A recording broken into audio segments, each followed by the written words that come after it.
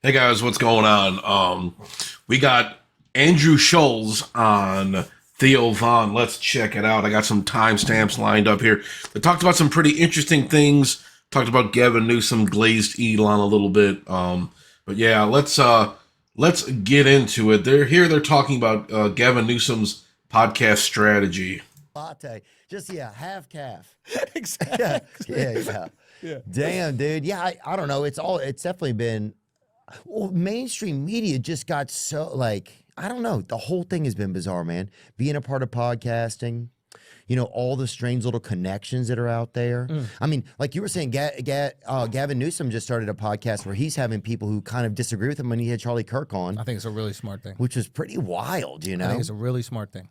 We're talking about that at the beginning, and Dove, your producer, said that he felt like this was kind of Newsom's last hope too. It's like because he's probably on the way out, so unless he could do something to salvage that, 100%. But having a podcast and just having people you don't agree with hang out with you for a while it's pretty brave. It's also He got now Gavin Newsom. I covered this, I believe, if I'm not mistaken, a little few videos ago. But it's really the podcast having Charlie Kirk on discussing trans women in women's sports and Gavin's kind of new rejection of that, or his new criticism of that, has really done him no favors. Basically, in a poll of 1,000 people after this podcast with Charlie Kirk, a survey of 1,000 California voters conducted by Capital Weekly found that 26% of them said their view of Newsom worsened, while 13% of them said the podcast improved their perception of the Democratic governor, with 58% saying it made no difference. So, yeah, not very good. But Newsom's favorability also dropped since launching his podcast. Capital Weekly poll conducted early February found that 52% of voters viewed Newsom favorably, while 48% had an unfavorable opinion, giving him a net favorability score of 4 points. In his latest survey, Newsom's favorability fell to 47%, with his net favorability score dropping to -6 points, so a 10-point drop after his podcast gets released. Now, I think it's important in some, I don't know, I used to think it was important, like here, I'm kind of the opinion that I really don't give a fuck what the other side has to say anymore. Some people are still taken in by that, though. They want to see like a left-wing guy have a right-wing guy on his podcast, or vice versa, but for the most part, I really don't know how effective it is of a strategy going forward. I mean, can you really change people's minds here? I think everyone's just so dug in with their own belief system these days. It's just like, it's very hard to see, but it's just like, I mean, if Gavin was trying to like convince Charlie to adopt a more left-wing stance, maybe that would be different, but he just kind of went along and agreed with most of what Charlie was saying. So I don't know. I guess that Charlie, he's a grifter and a scumbag, but I guess he can't effectively communicate if you get over his small face and weird teeth. But anyways, let's get more into this. That's the exact word I was going to, it's like brave. You want to show bravery. And I think not to be political or whatever, but I think in the last, and again, I don't care about politics, but like culture is interesting to me. But I think in the last, election with the podcast run, and I just want to say, personally, I don't think that we changed the election at all. I agree 100%. I have no ego about that. That was decided way before us. Yeah. Like it maybe made people feel more comfortable voicing how they were already going to vote. But I don't think people are watching. I don't know. I mean, having a guy like Trump on your podcast, that's definitely going to sway some people. And there's kind of an indictment on society when like a celebrity can theoretically like sway an election. I remember Taylor Swift endorsed Kamala Harris. A bunch of MAGA guys were nervous about that because Taylor Swift is obviously massive, one of the biggest celebrities in the world, if not the biggest singer in the world. And her endorsement, obviously meant a lot. A lot of young girls, they see that and they're just like, oh, I want to vote for Kamala now. But obviously that didn't work. That didn't really have an effect, But I do think, a lot of guys who probably were already going to vote for Trump this didn't matter to them. But maybe a couple guys who are kind of on the fence and got a chance to see Trump, got a chance to hear what he had to say on Rogan or on Schulz's podcast or on Theo Von. Maybe that changed their mind. Maybe they pulled the lever for him. So I think it had maybe a marginal effect. I don't want to say it had like no effect here, but sorry, Planet Fitness bugging me. But yeah, I think there is some effect here. But the way they're trying to like, You know, a lot of people are pissed off at these guys for hosting Trump. They think they're scumbags. They're right-wing scumbags. I don't necessarily know if these guys are like explicitly right-wing, but they do. I guess like being opposed to leftism is an explicitly right-wing position to some people anyway, but they're trying to like take the stink off and just like, well, yeah, we had Trump on, but he didn't, well, that didn't make a difference. We didn't help him at all. So some people are still pissed off at these guys. I don't know if that's going to be a strategy to get people off your back. Watching like I'm completely flipped on this. Yeah, that's insane also. Yeah. But yeah, I think that the lack of representation of Kamala and even like her constituents on the podcast run, I think it showed a lack of bravery. Like the feeling was like, oh, they're scared to go have potentially tough conversations. It wasn't even going to be tough with us. I know. What are we going to grill her on?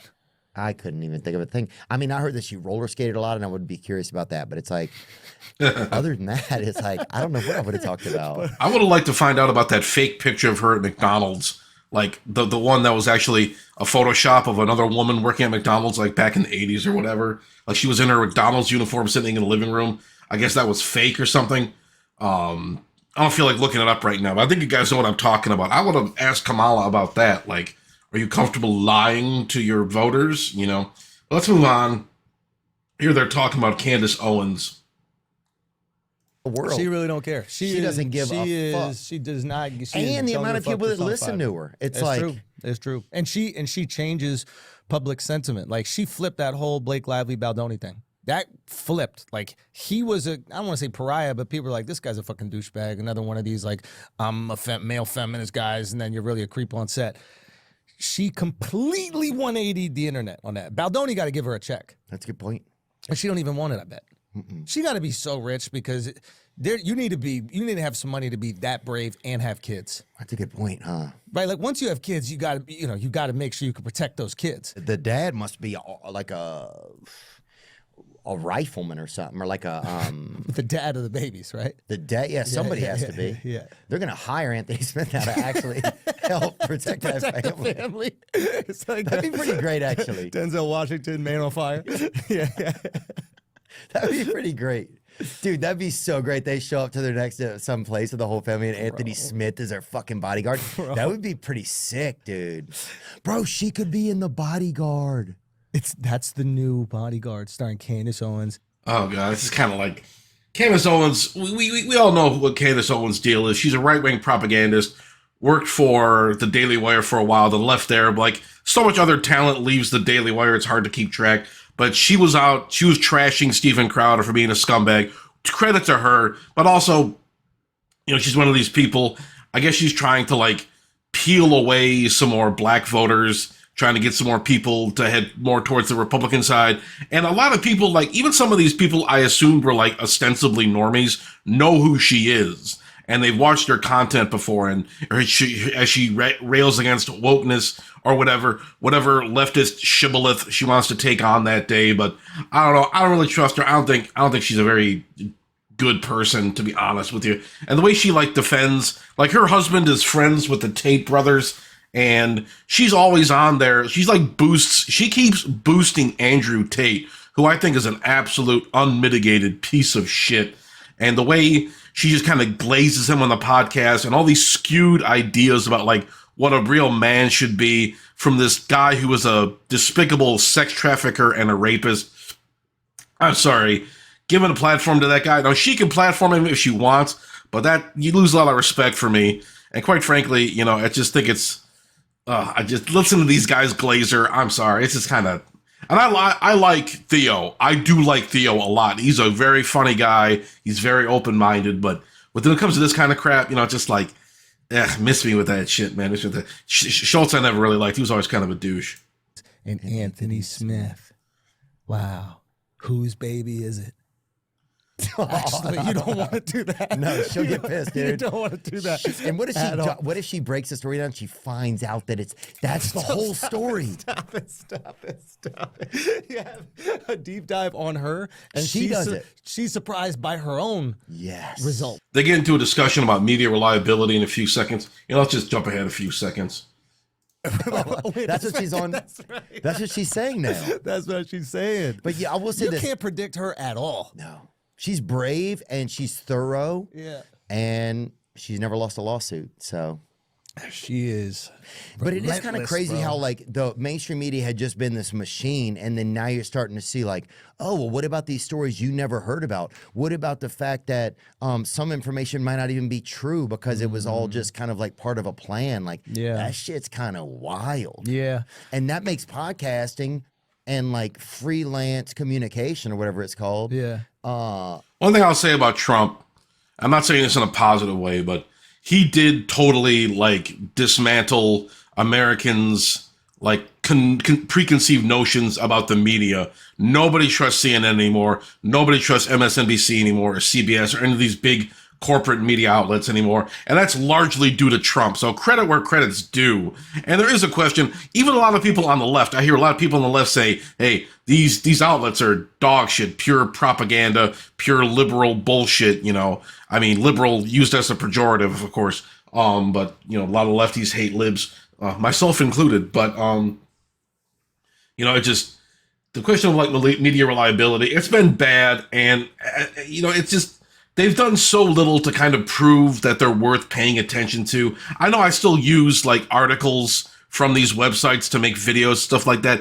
There's some okay reporting and stuff like that. I do take it with a grain of salt. At least I should more often kind of like find a more fair and balanced approach to it and make sure that it's just not a bunch of partisan hack bullshit. But, you know, it's just really disappointing seeing what like these big networks that have been around for decades and have had, you know, broken some, you know, amazing stories over historic stories over the last few decades just kind of fall into this pit where nobody really trusts them anymore.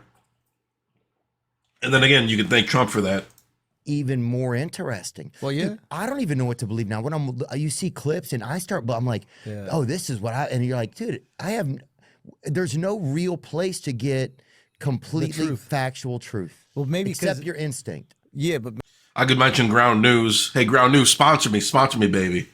maybe because like there is no complete factual truth. That could be it too. I think that's the thing. And I think it was probably easier when there's like a few different news channels to disseminate information. Like kind of we all agree on more or less, hey, this is what happened during the Civil War. Right. This is what happened during the Revolutionary War. All right, this is what happened during World War II.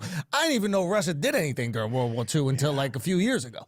Yeah, people, you know, there's a lot of, I follow a few history accounts on Twitter, and I do learn a lot of stuff. Like, there's stuff you learn in school, and then there's stuff you got to kind of dig deeper. And I think, you know, Americans need to be educated more on historical context of things, the world wars, slavery, apartheid, things like that. It's important to know about because your average person isn't really tuned into that kind of stuff. And you want to be able to form a decent opinion on that kind of stuff. But it's just like you're relying on like eyewitness accounts of these events from guys you don't really know. So it's just like, how much of this is really true? You know, you got to question history. You got to question some of this stuff. Was somebody lying? Was somebody embellishing? You know, so I mean, Andrew, to his credit, does bring up a good point there, you know, and we just have to be more, we have to scrutinize the media we consume much more, definitely. And the history and understanding where that comes from. You got to scrutinize all this stuff. Take everything with a grain of salt, you know? I found out like 25 million Russians died in World War II. Nuh-uh. Yeah. Are you serious? Yeah. Pull that up. How many Russians died in World War II? That's unbelievable. You don't ever hear about that. Never hear about it. But why would we teach that? Right. You know? But it gives you a different concept of who did what. 27 million. Wow. Holy shit. My God. Yeah. 19 million civilian deaths, 8.7 million military deaths. That's the thing with Russia. What? It's tricky. It's like, So they were an allied force, right? yeah, and then immediately afterwards, you know, we started beefing in the Cold War and all that kind of stuff. But yeah, we had a united cause at one point in time because I think Hitler invaded Russia. Oh, wow. Yeah, but the problem with invading Russia is like they have a cultural accept. Okay, well, I don't want to get into a whole big history lesson here, but let's move on. Let's get to this. Let's skip ahead a little bit. Let's go to bipartisan bickering in American politics. I believe they bring up Elon Musk and Trump a little bit here. We're back to like the bipartisan bickering. You know, like this Doge is a big deal, right? Even though there's no American that wants like waste, there's no American that wants like government bloat. There's no American that wants like inefficiency. I don't think any of us are like voting for those three things. Yeah. So this should be like unilateral support. Like we should all get behind it. And maybe This kind of thing, the thing that drives me crazy is certain things become politicized. Like climate became politicized, transgender healthcare became politicized, and now talking about government expenditures gets politicized. There's plenty of reasons to be, dubious about the government and the way it spends its money. How many audits has the Pentagon failed? They're misplacing hundreds of billions of dollars. I think the last audit, they misplaced like $824 billion. That could fund the military for a year. That could pay, the interest on the national debt for a year. Where's that fucking money going? We got to dig into this kind of shit, definitely. And a lot of pushback I got when I'm criticizing Musk is that he's exposing this stuff. But it's like, but is he really getting to the root of the rot and all that stuff? Is he actually making any kind of headway in this kind of stuff? Or is he just slashing like entitlements? But is he actually making headway in this kind of stuff? Is he actually doing anything to, kind of return more money, or at least, get to the point where the government is more efficient? I really question that. What about with the methods he's using? I think a lot of people are very dubious about that kind of thing. Not to use that word twice, but you know what I'm saying. Maybe the way that they're doing, I think Trump even came out and be like, yo, we're going to use a scalpel, not a hatchet. Like, I think we're being a little bit too forceful with the firings or whatever. But this is one of those things where it's so annoying. And I think you can blame Elon for this as well. Like on Twitter, he's a little bit antagonistic about shit. I noticed that recently. Some of the stuff he says, do you have to say that? Like, you don't what are have you doing to. right there? You're in power now. Like, I think you have to have a little bit different energy when you're in power. I think when you're not in power, you're trying to get to power. Maybe that antagonism is helpful, right? It can embolden the base. But you're the leader now. Leaders don't need to poke a finger and twist a knife or whatever. Well, I think what he's doing, I believe that what Elon is doing is by creating all that commotion on Twitter, it's only helping his own business, right? So oh man, it definitely.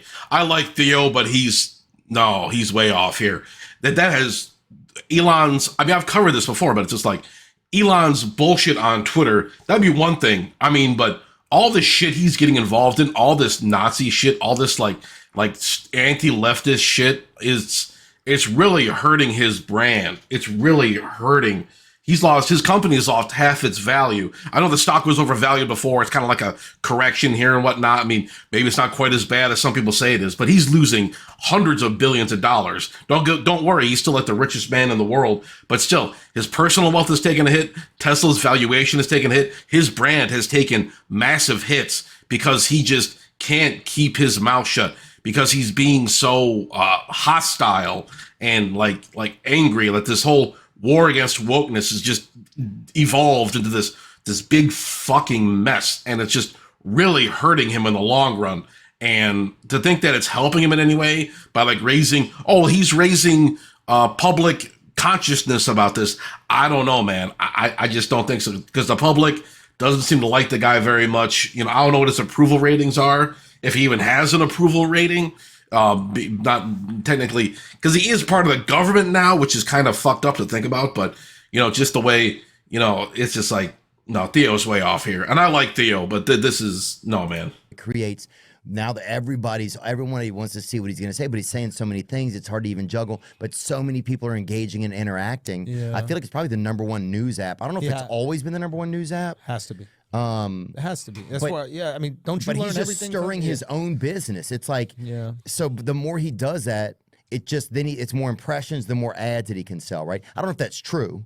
But you're basically creating a place for people to go consume content in general. And if he's the biggest creator on that platform, I think Twitter's valuation is back at $44 billion as of last week. So I don't want to say it's hurting overall. Maybe a couple of these other businesses, maybe as far as Twitter goes, it's helping his Twitter business, because people just can't get off that fucking website. Because they want to know, I mean, they're correct in a way. It's hurting Musk in the long term overall. But as far as generating attention, as far as getting clicks, and he's able to sell ads and stuff, Like as far as a revenue, it's probably helping him a little bit. But is Twitter, is whatever he's gaining from Twitter, because Twitter never turned a profit before. Like, yeah, there's a valuation to the company, but it's not a profit driving business. But I mean, so it's just like, how is stirring up all this bullshit on Twitter really helping him in the long run, besides just making more people hate him and making a bigger partisan divide in the country? So I'm not sure where these guys are coming from. Then it makes sense that he continues to create. So you're saying that he's not doing this just to get out information, but he's also doing this to like uplift the app. Information. Oh wow, that's I don't know information. But that's what the feeling you get from it. I'm at least, because otherwise it's kind of some of the shit's kind of insane. It's like, what is this like? How is he doing all of these things? And if he's not doing all these things, because who could have time to do all of these this, things? Yeah. Then who is doing it? And it's kind of annoying because he's a genius. You want him on your side. Like, I want the guy who makes the rockets on America's side if we go to World War III. Right. Like, I think that's a pretty good idea that we get the guy who's going to send a ship to Mars on our side if we're going to have like drone warfare throughout the world. Like, let's keep him in our good graces. I do think, and I'm a little bit more optimistic about this administration. That's what I've realized with most people, like sane people, is that if you didn't vote for Trump, but you're not like a complete like lunatic extremist, on both sides, by the way. If you're just kind of like a normal, regular guy, but you feel like you lean left a little bit more, you just are pessimistic about the administration. And if you lean maybe right a little bit more, but you're not some insane like right-wing quack, you're optimistic about the administration. Yeah. We both kind of want the same thing. We want the best thing for American people. Right. We might You're right in a sense. I don't know. Some center-left people I've talked to, they're just kind of, I don't get the vibe from them that they're optimistic about this at all. I mean, there's a lot of people who just like, beyond like the racism shit, with all the white supremacist shit you get with Trump, there's a lot of questionings about the fiscal strategy he's using, the tariffs, the deregulation and whatnot. A lot of people are concerned about that stuff. Some right-wing people feel pretty good about this stuff. Like, he's hacking and slashing wokeness. He's dismantling DEI rather, but he's he dismantled the Department of Education. He dismantles all these other departments. He's banning all this woke stuff. He's deporting all these people. So some right wingers are happy about this, but I know a lot of right wingers who hate Trump, who think that he's like, they look at the situation where with the blockade, the Houthi blockade in Africa, and they think that America is getting its ass kicked there. They look at the situation with Gaza, and they're disappointed in that. Or just like a lot of these white supremacist guys like hate Trump because they don't think Trump cares about white people enough. They think he's too beholden to Israel. They can't get over the Israel thing. A lot of people can't, though, to be fair, on both sides of the aisle. But overall, maybe he is accurate a little bit about this. Maybe there is some, center left, center right approval of Trump, but I think the negativity is way overtaking it. But I can't really say that, to be honest, because Trump's approval rating is still high. It's still at 47%. That's the highest it's ever been, or tied for the highest it's ever been. More people think the country's heading in the right direction. So it's working for some people. But maybe in the circles I go to, I hear a bunch of negativity about Trump. I have negative thoughts about Trump myself. So I don't know. I'm kind of rambling here, but it's working for somebody. So maybe Andrew has a good point. Disagree about where we get there, but we do want the most opportunity, wealth, ease of living for American people. So when it comes, let's get into this one. God, Andrew can be boring sometimes. Let's skip ahead a little bit. Threw him out, dude. They kept people, like Democrats that only had their feelings on little signs that said like "not good" or "gazoon tight" or whatever. I bumped into Al Green at the Breakfast Club. He was going on after me, and someone was like, "Hey, who wants to?" Al Green wants to say hello, and I was like, "Yeah, sure, that'd be cool." And this guy just got chucked out of the fucking Senate. That'd be whatever. And I went, I go, I shake it, and like his like handler or something like that is like waiting there with like a camera like tucked here for the handshake picture. And I was like, did I just get set up in a photo op to make me look sympathetic to what happened? Like, I'm like, what exactly is going on? That's crazy. Yeah. Well, that's also scary when everybody has cameras everywhere now. Yeah, a lot of people thought that was Jimmy Snuka, which makes total sense as well. Yeah. Oh, they're making fun of Al Green. Not very classy, guys. Not very classy. The first time I heard Al Green, I'm like, the singer? No, I'm just kidding. But, I'm so tired of being alone. That's a great one. Man, he has so many good songs. Still think it was. What dude. a body, huh? Let's get it on. That was Marvin Gaye, you idiot. Do I know more about black singers than Theo Von? Come on, that's pretty pathetic. Was that was Al Green? Let's get it on. Let's get it on. Yeah, I think so. But No. yeah, so it's a tricky. Yeah, it's a tricky time now politically. But I just still like, yeah, you kind of hope, like, hopefully there's some long-term strategy here. It's like, because if you just look at the little bits, it's kind of fucking scary. Also, and I'm not trying to just like bag on the last administration, but like if people are uncomfortable and the last administration was running on this platform of, hey, we're going to keep doing the same thing that we've been doing. That was a bad plan. You can't really blame Americans for going, well, that's not working for me right now. I got to try something different. He's right. I hate to say it, but Andrew Schulz makes a good point here. People didn't want more of the same with Biden, and all the neoliberal people telling you everything was great. Nobody was really believing them anymore. You know, when Kamala was talking about how she wasn't going to change anything from the administration, people got pissed at her. That absolutely killed her. I've talked about it countless times, but Schulz brings up a good point there. But let's move on to a little bit. I think Theo was talking about auditing the government here.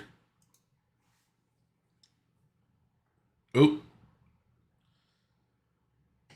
The simple fact that we now have to audit our own government. Yeah, I mean, people I think will gravitate towards corruption naturally, and I think it's something that you constantly have to fight every single second. You definitely have to. You said something interesting though, like this idea, like you wake up every morning, you're like, I don't expect the government to do something for me. I think that's a more like Southern and frontier belief. You know, I think that like when you grow up in like New York, there is this relationship with the government where you're like, if the roads are fucked up, you start going, yo, why are the roads fucked up? Like we're spending all this money in taxes, or like the government, you're supposed to do perspective, which is like, I don't expect anything from you guys. And I wonder if when they encroach on your freedoms, it's that much more annoying because you're like, I don't rely on you for anything, and you're going to tell me what to do. Whereas we might be more accepting of the laws and the encroachment of freedoms because we are more reliant on them for certain things. That's a thing. Yeah, a lot of urban libs I knew, they were very in line with the COVID restrictions and the lockdowns and what have you. Some people say we never got locked down. Some people are trying to gaslight people with that shit. But I tell you, man, I mean, there was definitely some crazy shit going on in 2020. But yeah, I think he makes a good point here. I wasn't sure what he was trying to get at before, but no, he makes a good point where he's talking about like some people are more dependent or more willing to listen to the government than others. In the South, that was a big thing with the vaccines, the masks. That was a non-starter for a lot of Southerners. But I'm going to end it there. I think, you know, they brought some good points up, but a lot of this stuff, I'm just kind of like, come on, Theo, you gotta know better than that. Andrew Schulz, I don't hate the guy, but I'm not a fan of him really. But you know, he brought up a few valid points. I'll give him credit in that regard. But what do you guys think? Let me know in the comment section down below. Don't forget to like and subscribe if you'd like to support the channel. Consider becoming a member, or you can visit my Cash App link in the lower left corner of the screen, lower right corner of the screen rather.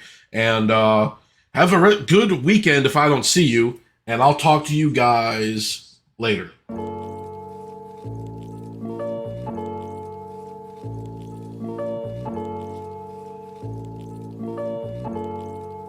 Ryan Little.